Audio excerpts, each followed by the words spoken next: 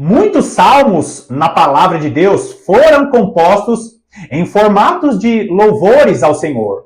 Alguns salmos foram compostos em formatos de poesias. E alguns salmos, o escritor ou os escritores estavam passando por períodos de aflições e através daquelas aflições, o Senhor Deus inspirou os salmistas a falarem a respeito de coisas futuras.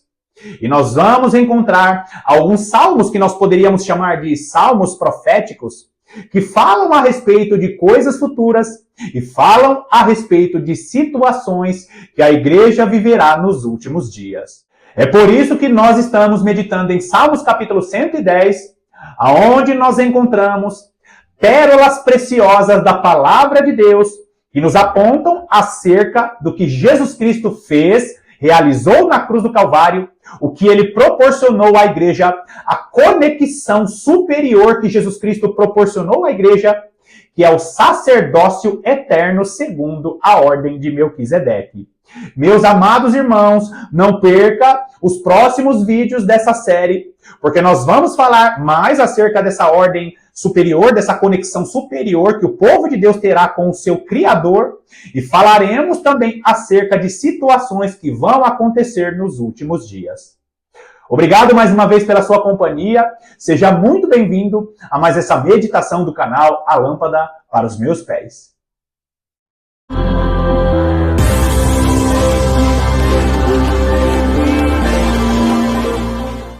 Nos últimos vídeos, eu falei a respeito do que significa assenta-te à minha direita, até que eu ponha todos os teus inimigos debaixo dos teus pés. Eu expliquei o que significa isso. Um Senhor que está assentado à destra do Criador dos céus e da terra, e chegará um momento em que ele governará e toda a criação do nosso Deus estará debaixo dos pés desse Senhor que hoje está assentado à destra de Deus. Eu expliquei também nos vídeos anteriores o que significa essa ordem superior, uma ordem superior inaugurada por Jesus através de seu sacrifício na cruz do Calvário, que é o sacerdócio eterno segundo a ordem de Melquisedeque. Amados irmãos, quando Jesus Cristo morre na cruz do Calvário, ele inaugura e ele abre essa possibilidade que tenhamos uma conexão especial e uma conexão mais próxima ao nosso Deus. O sacerdote na antiga aliança, ele tinha o ofício de fazer a conexão do povo com o seu Criador. O sacerdote, ele tinha uma função de mediador.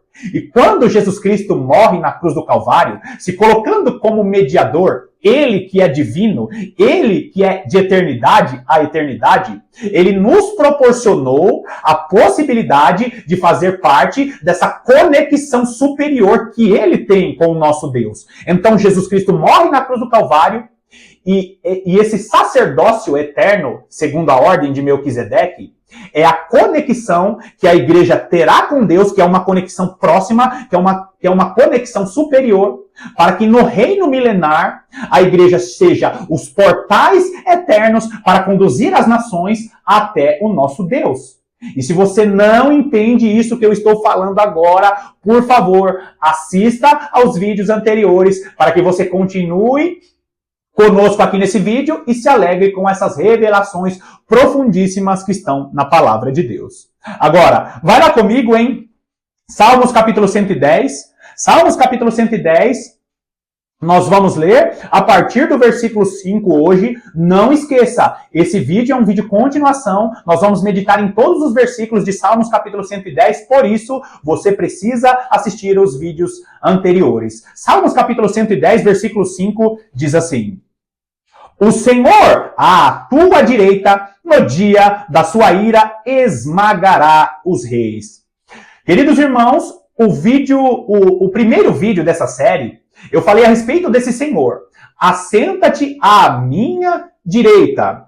O Senhor, o texto diz, o Senhor ao meu Senhor, o Senhor disse, né? Disse o Senhor ao meu Senhor, assenta-te à minha direita. Peraí, um Senhor está falando com outro Senhor, assenta-te à minha direita? E eu expliquei o que significa isso. O Senhor Criador dos céus e da terra, ele diz ao Senhor que está em uma posição de honra, olha, assenta-te à minha direita. Fica aqui nessa posição de honra, porque chegará um tempo em que você se levantará do trono e você receberá toda a minha criação, porque a minha criação ficará subjugada ao seu governo.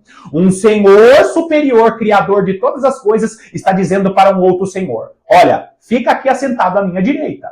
Agora, queridos, presta atenção nisso, por isso que você precisa assistir aos vídeos anteriores. Porque esse Senhor que está assentado à direita, à destra, está sendo mencionado agora nesse versículo 5. O que está dizendo aí? O Senhor à tua direita. É como se o salmista estivesse dizendo para o Criador dos céus e da terra: olha, esse Senhor aí que está assentado à sua direita, então, chegará o tempo que ele esmagará os reis. E que tempo será esse? No dia da sua ira esmagará os reis. Parafraseando esse versículo 5, é como se o salmista estivesse dizendo: olha, Senhor, Criador dos céus e da terra, o Senhor que está assentado à tua direita, no seu dia, ele esmagará os reis. E nós precisamos entrar em conexão, porque esse Senhor mencionado no versículo 5 não é o Senhor Criador dos céus e da terra. O Senhor mencionado no versículo 5 é o Senhor que está à direita. E você vai perceber que na maior parte das traduções em português, esse versículo 5 do Salmos capítulo 110, você vai ver que esse à tua direita, e esse a no início dessa frase, ele está com a crase. Por quê? Porque não está apontando o Senhor Criador dos céus e da terra, mas está apontando o Senhor que está à direita. É o Senhor que está assentado ao lado do Criador dos céus e da terra. Ou seja, o Senhor mencionado no versículo 5 é o Senhor que está assentado ao lado do Criador. É aquele que está em posição de honra. E chegará um tempo que esse Senhor, que está sentado em uma posição de honra, ele vai exercer a sua ira e ele esmagará os reis. É lindo porque o Senhor que está assentado à direita, chegará o período do dia da sua ira. E esse texto está em conexão com quase todos os profetas que mencionam o dia da ira do Senhor. E quando você entende o dia da ira do Senhor e conecta o dia da ira do Senhor com o que está escrito em Apocalipse capítulo 6, quando menciona ali o sexto selo é justamente o início da ira do Cordeiro, o grande e terrível dia do Senhor mencionado por todos os profetas. Agora, queridos, agrava bem isso. Não é o dia da ira do nosso Deus. É o dia da ira do Cordeiro. É o dia da ira daquele que está sentado à destra de Deus. Daquele que está à direita do nosso Deus, Criador de todas as coisas. No primeiro vídeo eu expliquei para você o porquê. O Senhor fala com o outro Senhor.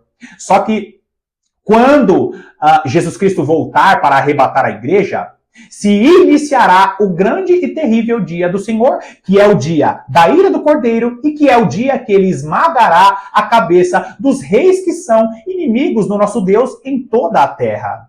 E, inclusive, nós vamos encontrar vários textos da palavra de Deus que menciona o dia da ira do Senhor que será exercida pelo Cordeiro. Olha só o que diz Zacarias. Vai comigo em Zacarias. Zacarias capítulo 14.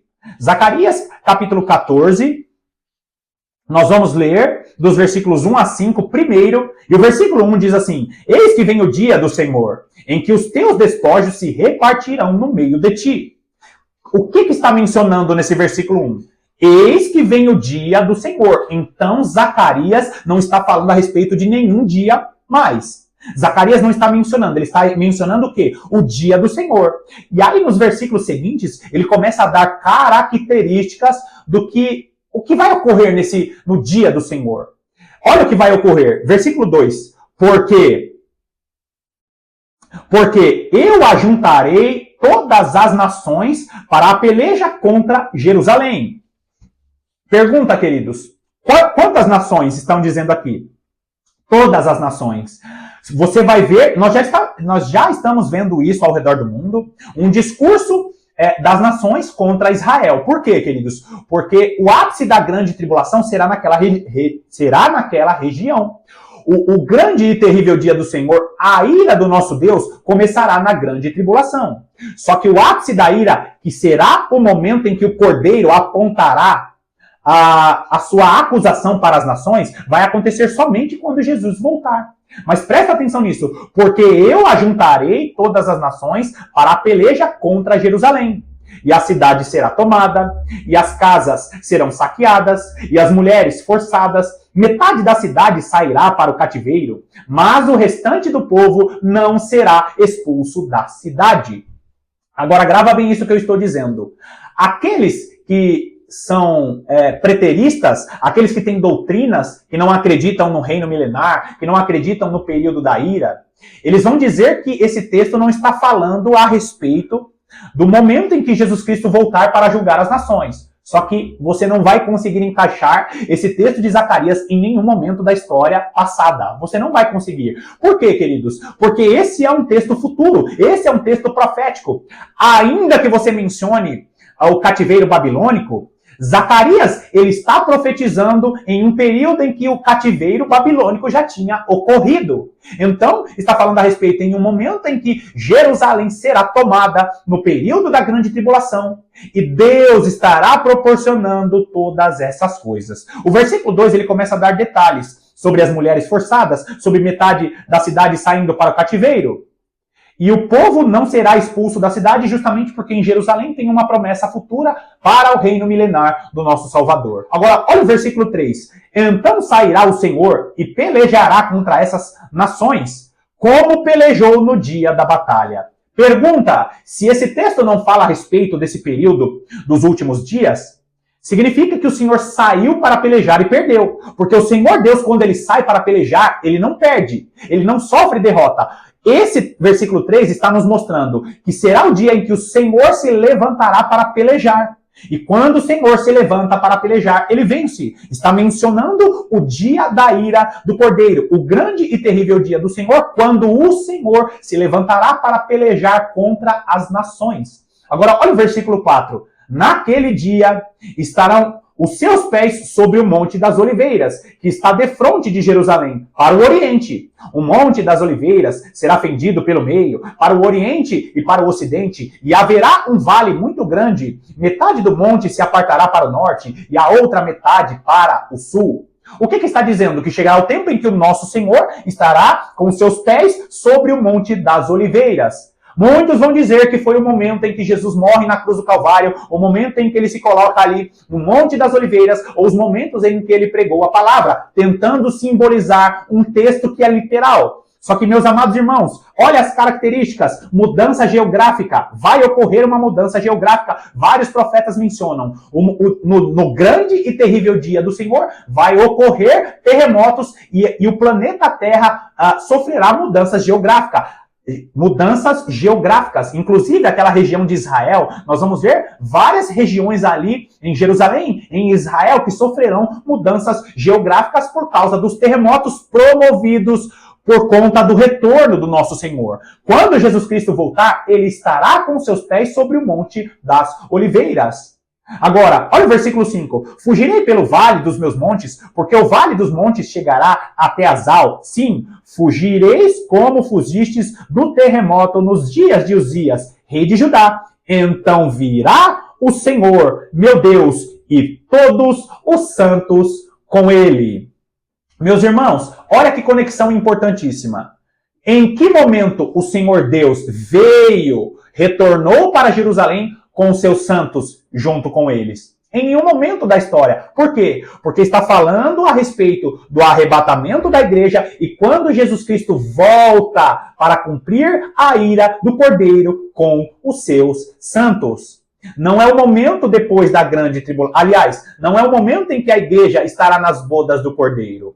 A igreja passa pela grande tribulação e a igreja, no final da grande tribulação, é arrebatada. Tem um encontro com o Senhor nos ares e essa igreja, ela volta. Ela volta com o Senhor para cumprir o grande e terrível dia do Senhor. O Senhor pelejará sozinho contra as nações na batalha de Gog e Magog, mas a igreja vem junto com ele.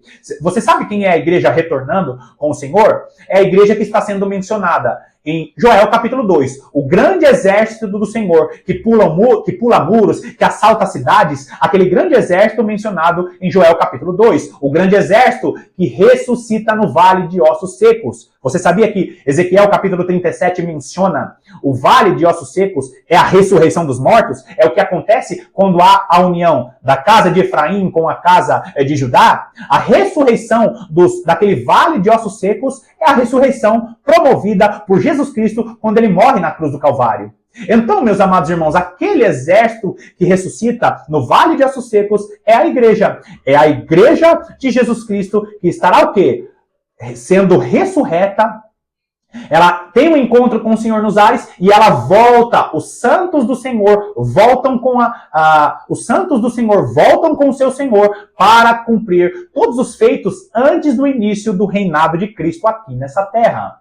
Agora, pula comigo, vai no versículo 9. Zacarias 14, versículo 9. O Senhor será rei sobre toda a terra. Naquele dia, um só será o Senhor, e um só será o seu nome. Para aqueles que são preteristas, que não acreditam no reino milenar literal, muitos que têm uma teologia reformada, dizem que o reino milenar de Jesus Cristo é um reino simbólico. Não, é só simbólico. Nós já reinamos com Cristo hoje. Ah, é? E esse versículo 9 que diz que o Senhor será rei de toda a terra. Hoje, o nosso Senhor é rei sobre toda a terra? Você acredita que hoje o Senhor é rei sobre o Egito? Você acredita que o Senhor é rei sobre a Venezuela? Você acredita que o Senhor Deus é rei sobre a China? Sobre as Coreias? Você sabe muito bem que o reino de Jesus Cristo, não segundo a minha opinião, mas o reino de Jesus Cristo, segundo a palavra de Deus, é um reino literal. Jesus Cristo estará reinando sobre a terra e todas as nações receberão Jesus Cristo como Senhor de toda a terra. O dia do Senhor será marcado. O Senhor será rei sobre toda a terra naquele dia. Assim que acontecer o grande e terrível dia do Senhor e ele julgar as nações, ele será rei sobre toda a terra. Um só será o Senhor e um só será o seu nome. Não haverá idolatria nas nações. Não haverá nomes de deuses estranhos. Não haverá pessoas sendo adoradas, porque um só será o Senhor e um só será o seu nome. Olha o versículo 10 dando mais detalhes. Toda a terra se tornará como a planície de Geba, a Rimon, ao sul de Jerusalém. Esta será exaltada e habitada no seu lugar, desde a porta de Benjamim até ao lugar da primeira porta, até a porta da esquina, e desde a torre de Anamel até aos lagares dos reis. Olha só, até ao lagares do rei. Meus amados irmãos, mais uma vez, o texto está nos dando uma mudança geográfica naquela região de Israel. Você vai ver o profeta Jeremias, em Jeremias capítulo 31, quando ele fala da conexão de Judá com Efraim, que são as duas casas de Israel, que na nova aliança são as duas testemunhas. Ele começa a mencionar o que Jesus fez na cruz do Calvário. Jeremias começa a falar sobre essa ordem superior, e quando se unirem judeus e gentios, as duas testemunhas, haveria uma mudança geográfica naquela região de Israel. Está lá em Jeremias capítulo 30, principalmente em Jeremias capítulo 31. Leia o capítulo todo de Jeremias 31. Menciona ali que quando o nosso Deus estivesse restabelecendo a aliança com o Israel espiritual e a aliança com o Israel terreno, Jesus Cristo vai restabelecer essa aliança, ele estaria fazendo uma mudança geográfica dentro de Israel.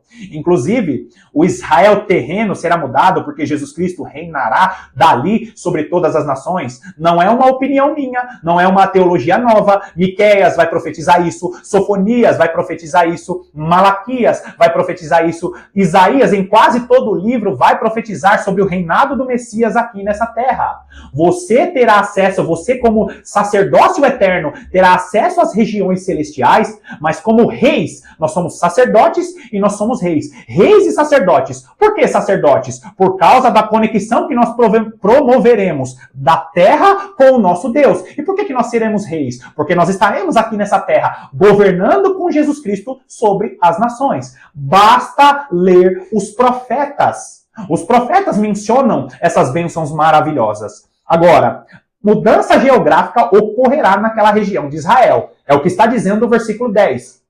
Agora, olha o que diz o versículo 11. Habitarão nela, e já não haverá maldição, e Jerusalém habitará segura. Presta bastante atenção nessa importante informação. Quando Jesus Cristo voltar, ainda haverá maldição sobre a terra, porque existirão pessoas no reino milenar morrendo. Grava bem isso. Não é a minha opinião. É o que está escrito no próprio texto de Zacarias capítulo 8. É o que está escrito nos textos de Isaías dos capítulos 60 ao 66. Isaías capítulo 2, Isaías capítulo 11, Isaías capítulo 25 e 26, se eu não me engano. São textos que nos mostram que ainda haverão pessoas morrendo, que ainda haverão pessoas vivendo e sofrendo maldições por seus pecados. Não é a igreja será o sacerdócio eterno. Por que a igreja será rei? Por que a igreja será composta por reis e sacerdotes? Por que nós seremos reis e sacerdotes no milênio? Porque haverá nações para que governemos sobre essas nações. E o texto diz, e ele reinará sobre as nações. Agora, queridos, esse texto está dizendo o quê? E já não haverá maldição. Aonde não haverá maldição? Na terra? Não, em Jerusalém. Porque a terra lá em Jerusalém será uma terra que somente reis e os sacerdotes do Senhor terão acesso. Mais pra frente eu estarei falando a respeito do sacerdócio eterno, do sacerdócio levítico e também do sacerdócio terreno, que é da ordem de Zadok. Futuramente nós estaremos falando mais a respeito de detalhes sobre o reino milenar. Agora, quem habitará nela? Quem habitará em Jerusalém? O próprio povo de Jerusalém. Haverão habitantes nessa terra. Só que não será como nos dias de hoje. Nós seremos redimidos e faremos parte de um sacerdócio eterno. Mas haverão nações caminhando aqui nessa terra. A maldição da morte, não a maldição de Satanás, mas a maldição da morte ainda estará sobre a terra, mas a Jerusalém, ela será o quê?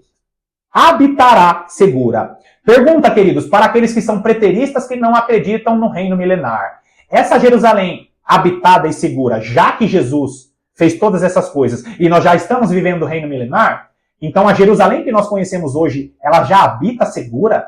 Ela não tem maldição? Ela já é segura? A Jerusalém de hoje já é segura? Você entende que não faz parte a teologia que ignora o reino literal, o reino milenar de Jesus Cristo? Chegará um tempo em que essa Jerusalém habitará segura.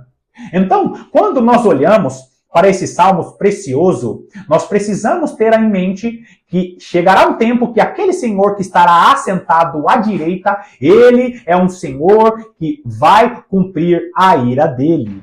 Agora, não perca de vista, nós estamos no Salmos capítulo 110, onde está falando a respeito do Senhor que se assenta à destra do Criador, e esse Senhor cumprirá no seu dia a ira.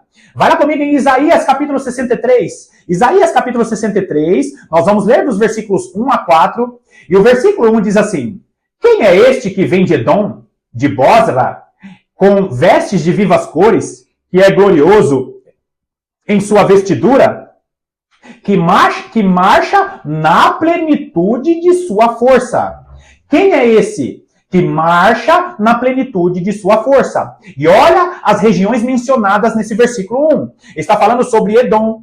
Queridos irmãos, você precisa estar atento à batalha de Gog e Magog. Por que esse Senhor ele vem com suas vestes de vivas cores?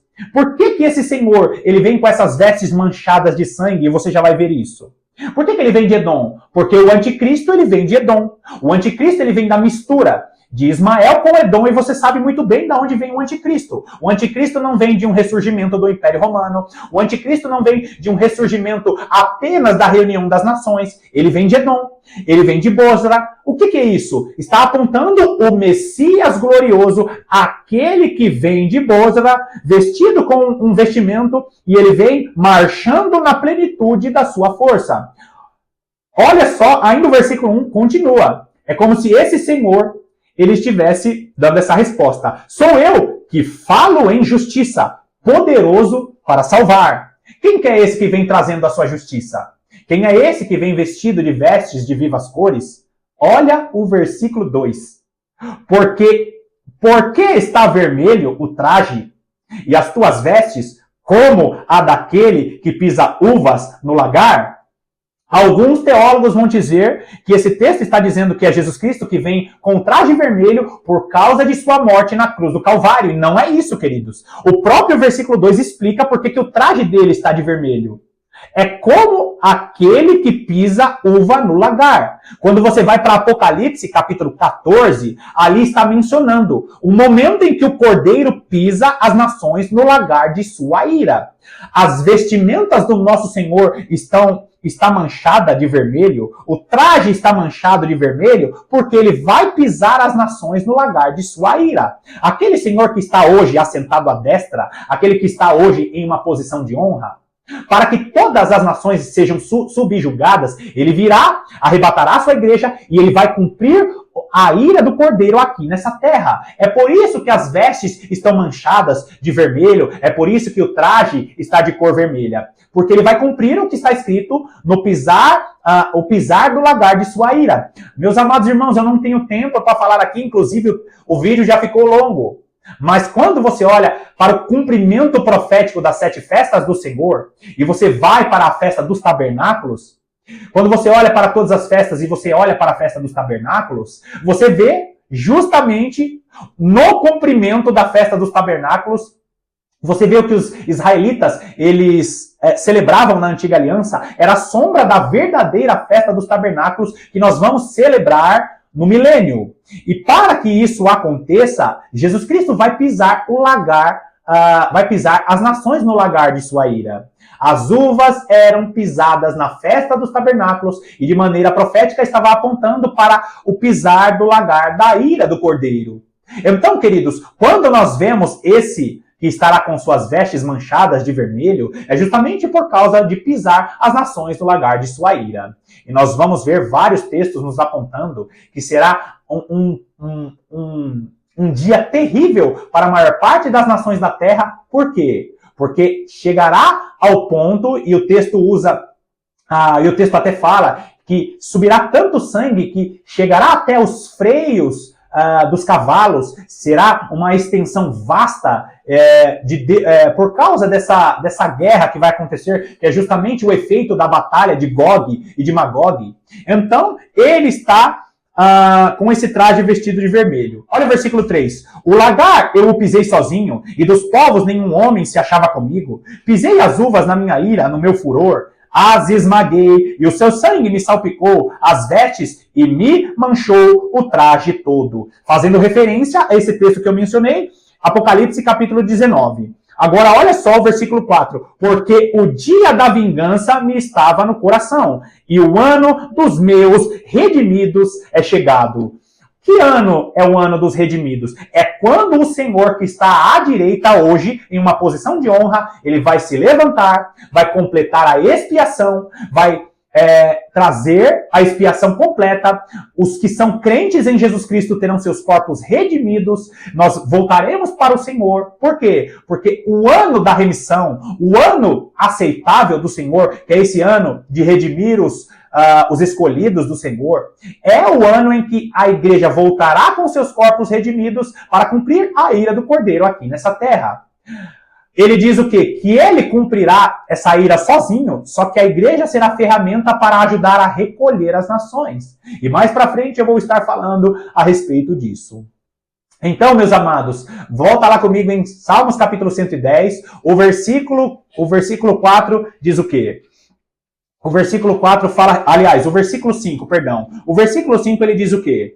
O versículo 5 diz: o Senhor à tua direita, no dia da sua ira, esmagará os reis. Chegará o momento em que a ira do Cordeiro será estabelecida aqui nessa terra. E nós precisamos ter isso em mente, primeiro, para pregar àqueles que estão dispersos, e segundo, para ministrar a verdadeira escatologia, porque infelizmente nós estamos vendo ao redor do mundo muitas pessoas pregando um final dos tempos que não está na palavra de Deus. Muitas pessoas estão pregando um final dos tempos que não é um final dos tempos bíblico, dizendo que não existe reino milenar, dizendo que já se cumpriu todas essas coisas, quando na realidade é o espírito da Grécia, é o espírito do anticristo, o espírito ou a potestade, o principado da Grécia, o principado de Roma que está atuando em nossos dias, tentando deturpar a verdadeira escatologia. Finalizamos aqui mais esse vídeo e eu espero que esse vídeo tenha edificado a sua vida e tenha contribuído para as suas meditações. Que Deus te abençoe poderosamente e eu estarei aqui te aguardando para os próximos vídeos.